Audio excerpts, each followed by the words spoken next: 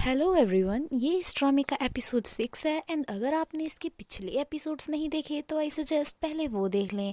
तो एपिसोड 6 की स्टार्टिंग में मैडम नॉन नॉई से कहती हैं कि हम लोग लीटा के घर चल रहे हैं, तुम भी हमारे साथ चलो। तो नॉई कहता है कि मगर क्यों, आप वहाँ क्यों जा रही हैं? तो मैडम नॉन कहती हैं क्योंकि लीटा के फादर मिस्टर सिंह कौर ने हमें डिनर पर इन्वाइट करा है। तो नॉई कहता है कि मैं आपके साथ चलूंगा पर मेरी एक कंडीशन है, आप वहाँ जाकर मेरी न्यू जॉब के बारे में वहाँ कोई भी बात नहीं करेंगी। तो उसकी मदर कहती हैं कि हाँ, मैं तुम्हारी जॉब से रिलेटेड वहाँ कोई भी बात नहीं करूँगी, तुम कुछ ज़्यादा ही सोच रहे हो, हम वहाँ सिर्फ नॉर्मली डिनर करने के लिए जा रहे हैं। फिर ये सभी कार में बैठ जाते हैं।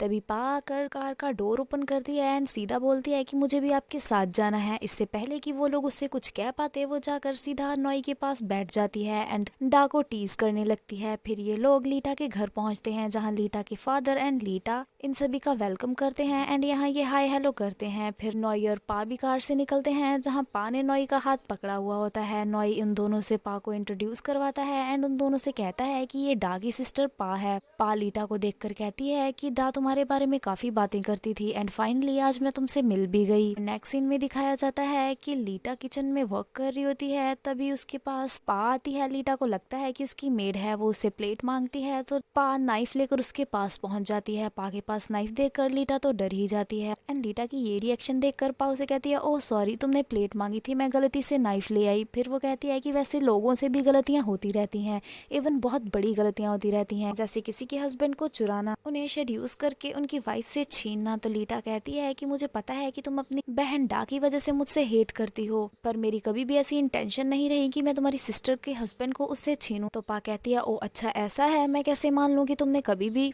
मेरी सिस्टर के हस्बैंड को उससे छीनने की कोशिश नहीं करी। तुम जैसी लड़की काफ़ी ब्यूटीफुल है, उसे तो बहुत ही आसानी से कोई भी मैन मिल सकता है, फिर भी तुमने मेरी बहन से उसके हस्बैंड को चुराने की कोशिश करी कि तुम्हें पता था कि वो मैरिड है एंड उसका एक बेबी भी है। तो लीटा कहती है कि मैंने ऐसा कभी नहीं सोचा था, वो तो मैडम नुआन ही है जो चाहती हैं कि मेरी शादी नॉई से हो और मैं उनकी डॉटर इन लॉ बनूं। तो पा कहती है, अच्छा ऐसा है, मैं कैसे मान लूं कि तुम जैसी औरत ऐसा नहीं कर सकती। वैसे एक बात बताओ, क्या अब भी तुम्हारे मन में यही इंटेंशन है कि तुम नॉई को शेड्यूस करो? तो लीटा पूछती है, क्यों, तुम ऐसा क्यों पूछ रही हो? तो पा कहती है कि अगर तुम गिव अप करने वाली हो ना तो मत करो, क्योंकि मुझे बड़ा मजा आएगा तुमसे कम्पीट करने में, क्योंकि पहले तुम्हारे अगेंस्ट मेरी बहन डा थी जिसे तुम कुछ भी नहीं समझती थी, पर अब मैं हूँ तुम्हारे सामने, तुम अपनी सारी स्ट्रेंथ इकट्ठी करो और फिर से ट्राई करो नॉई मेरे हस्बैंड को मुझसे छीनने की। एंड लीटा को इतना सुना कर वो वहाँ से चली जाती है। फिर हमें डाइनिंग टेबल का सीन दिखाया जाता है जहाँ लीटा के फादर नॉई और पा से पूछते हैं कि क्या तुमने अपने बेबी की प्लानिंग करी है? तो पा कहती है कि इसके लिए मुझे बेबी की ग्रैंडमदर से पहले परमिशन ले लेनी चाहिए कि वो क्या सोचती हैं। मैडम नॉन कहती हैं कि ये सही टाइम नहीं है इन सब बातों का। तो पा कहती है, हाँ मेरी सासू माँ बिल्कुल ठीक कह रही हैं, वैसे भी मेरे पास ज़्यादा टाइम नहीं होता, मैं अभी चाहती हूँ कि मैं सिर्फ निक और अपने हस्बैंड की केयर करूँ,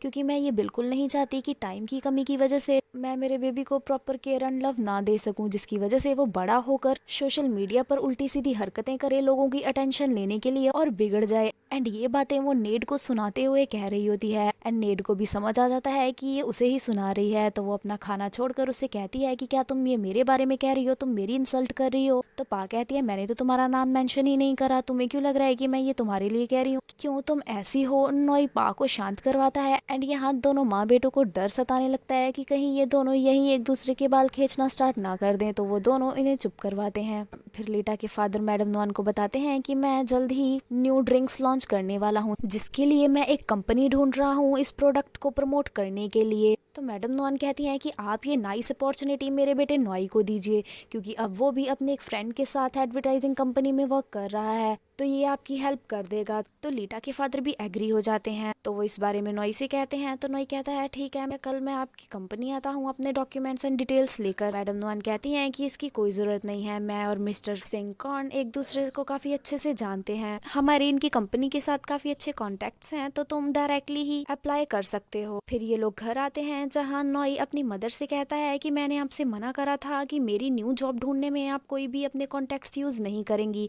फिर भी आपने वही किया। तो मैडम नुआन यहाँ थोड़ी सी इमोशनल होते हुए कहती हैं कि बेटा मैं तो तुम्हारी सिर्फ हेल्प करना चाहती थी। तो नॉई भी फिर सॉफ्टली उनसे कहता है कि आप मुझे इंडिपेंडेंट होने दें, मैं चाहता हूँ कि अपनी न्यू जॉब मैं खुद ही ढूंढूं बिना आपके कनेक्शन एंड पावर के, पर अब आप मुझसे प्रॉमिस करें कि आगे से आप मेरी कोई भी हेल्प नहीं करेंगी।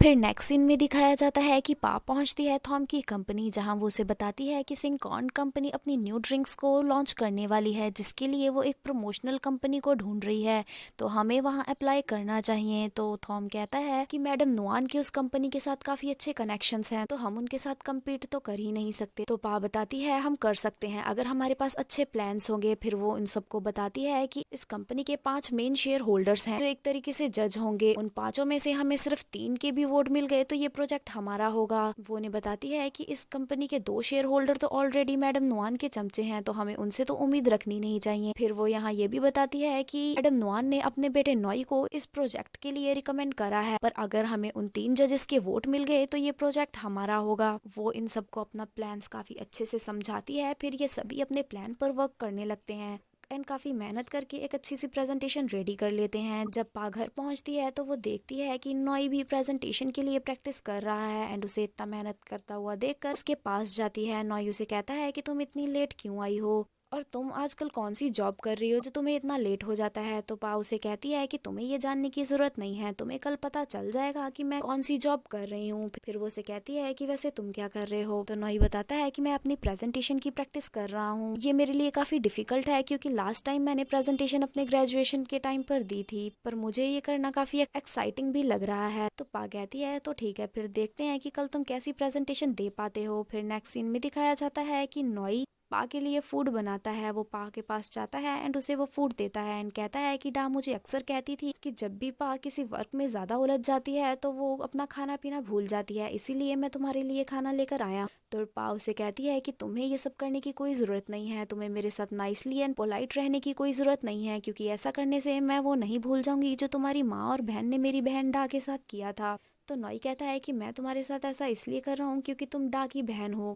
फिर दिखाया जाता है कि नॉई अपने लैपटॉप में अपनी और पा की पिक्चर देखता है ग्रेजुएशन डे वाले दिन की। फिर हमें सीन फ्लैशबैक का दिखाया जाता है जहां पा का ग्रेजुएशन का लास्ट डे होता है, जहां पा उसे कहती है कि क्या मैं आपको आपके नाम से बुला सकती हूँ। तो नॉई कहता है हाँ बिल्कुल। तो वो उसे कहती है कि नॉई आप बिल्कुल भी फिक्र मत करें, आप मेरे फादर की बातों का बुरा मत मानिएगा, क्योंकि आपसे पहले डा का कोई भी बॉयफ्रेंड नहीं था, आप उसके पहले बॉयफ्रेंड हैं, इसीलिए फादर उसके लिए थोड़ा वरिड है एंड आपको वो इतनी जल्दी एक्सेप्ट नहीं कर पा रहे, बट आप टेंशन मत लीजिए, वो मान जाएंगे। तो नॉई पूछता है कि मैं ऐसा क्या करूं कि तुम्हारे फादर मुझे एक्सेप्ट कर लें। तो पा कहती है कि मैं और मेरे फादर डा से बहुत प्यार करते हैं एंड हम चाहते हैं कि डा की लाइफ में कोई ऐसा पर्सन आए जो उसको काफी प्यार करे, उसकी अच्छे से केयर करे एंड आप मुझे वैसे पर्सन लगते हैं, आप टेंशन मत लीजिए, मैं आपकी तरफ से अपने फादर से दिन में 3 बार बात करूंगी एंड आपके लिए उन्हें जरूर मना लूंगी। फिर ये दोनों यहाँ अपनी पिक्चर क्लिक करवाते हैं एंड यही पिक्चर नॉई देख रहा होता है एंड खुद से कहता है कि मुझे पता है कि तुम बैड पर्सन नहीं हो, तुम बस अपसेट हो अपनी सिस्टर की डेथ की वजह से। फिर नॉई वही पिक्चर देखने लगता है एंड इसी के साथ ये एपिसोड यहीं खत्म हो जाता है। Thank you so much for watching, but जाने से पहले वीडियो को लाइक एंड चैनल को सब्सक्राइब जरूर कर दीजिएगा।